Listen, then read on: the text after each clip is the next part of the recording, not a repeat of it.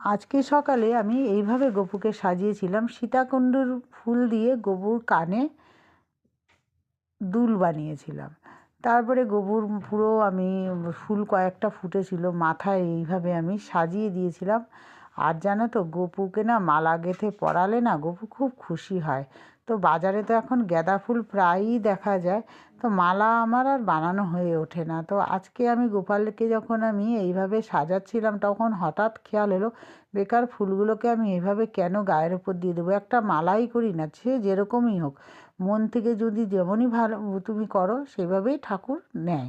যাই হোক, দেখো একটা ছোট্ট একটা মালা করে দিয়েছি, করে গপুকে পরিয়ে দিয়েছি। পরে যখন বড় করে মালা পরাবো, তখন তোমাদের সাথে আবার শেয়ার করব।